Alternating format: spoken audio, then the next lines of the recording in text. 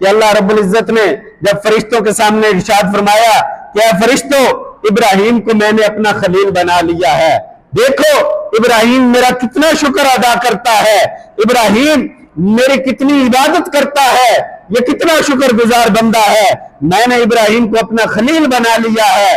تو فرشتوں نے کہا کہ اے رب ذوالجلال جتنا تو نے ابراہیم کو مال و دولت عطا فرمایا ہے، جتنا تو نے جناب ابراہیم کو نوازا ہے، تو یہ تو ابراہیم کا حق بنتا ہے کہ وہ تیرا شکر ادا کرے۔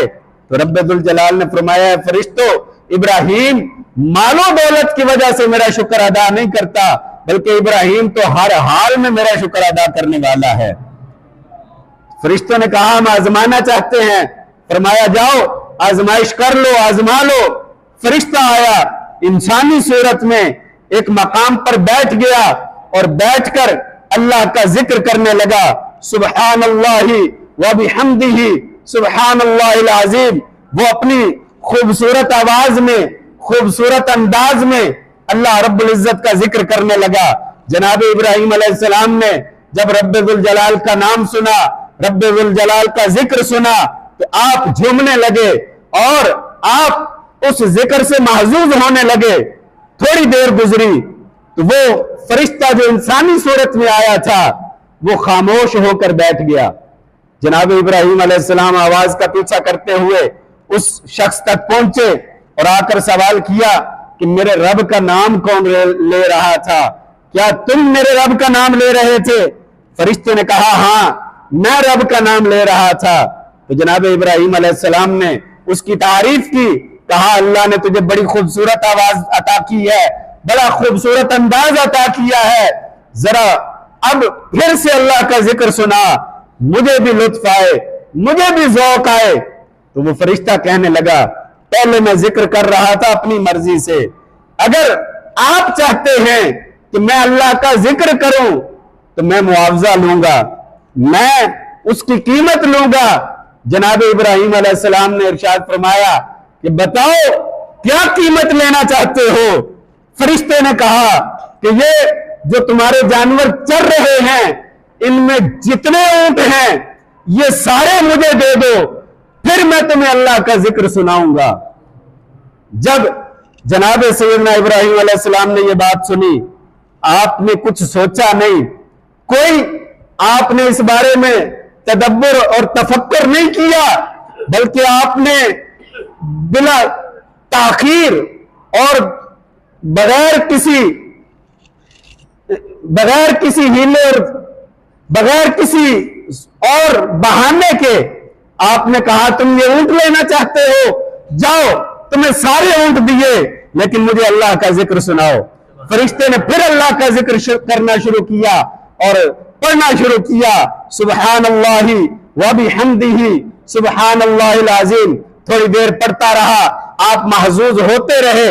تھوڑی دیر کے بعد فرشتہ پھر خاموش ہو گیا، کہا خاموش نہ ہو، مجھے ذکر سناتے رہو۔ کہا جو مال تم نے دیا تھا اس کے معاوضے میں جتنا ذکر میں سنا سکتا تھا وہ سنا دیا، اگر مزید ذکر سننا ہے تو مزید مال مجھے دو۔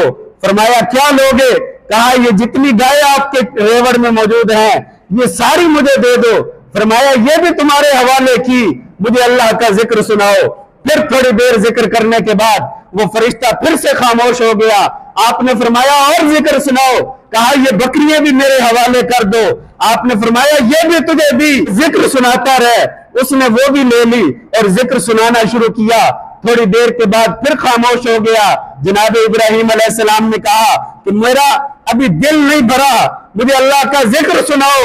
کہا تمہارے پاس جتنا مال تھا وہ تو تم نے دے دیا، اب تمہارے پاس دینے کے لیے کچھ نہیں ہے، اب میں تمہیں کس کے عوض میں ذکر سناؤں؟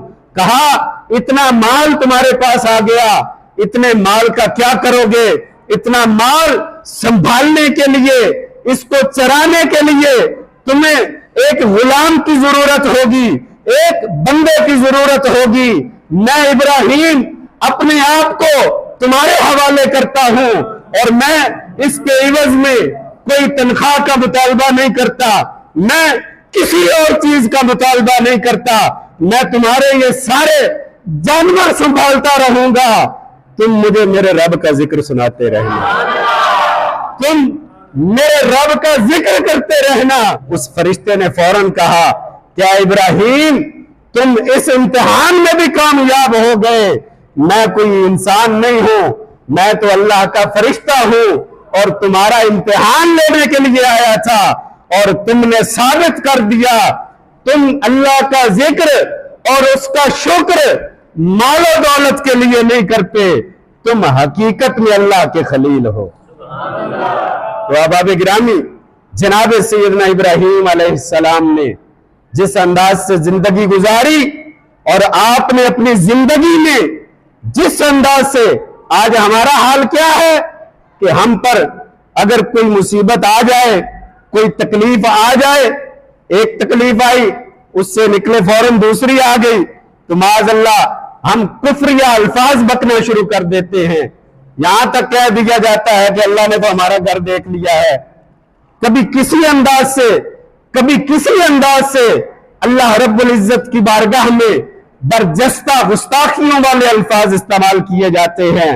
آپ دیکھیں جناب سیدنا ابراہیم علیہ السلام نے، آپ نے کس قدر مشکل حالات میں زندگی گزاری کہ آپ جب پیدا ہونے والے تھے 1,00,000 کے قریب بچوں کو قتل کیا گیا، اور پھر پیدا ہونے کے بعد بعض روایات میں آتا ہے 7 سال، بعض روایات میں 12 سال، اور بعض روایات میں 17 سال تک کا ذکر ہے کہ 17 سال تک آپ اس غار یا اس تہ خانے میں رہے جو آپ کے لیے تعمیر کیا گیا تھا، اور آپ اپنے والدین سے، اپنے عزیز و اقارب سے آپ دور رہے، تنہائی میں رہے، اور پھر جب وہاں سے باہر نکلے تو کس انداز سے کبھی آپ کو آگ میں پھینکا گیا، کبھی آپ پر کسی قسم کا ظلم کیا گیا، کبھی آپ کو اپنا شہر چھوڑنا پڑا، ہجرت کر کے دوسرے ملک جانا پڑا، کبھی کوئی مصیبت، کبھی کوئی تکلیف،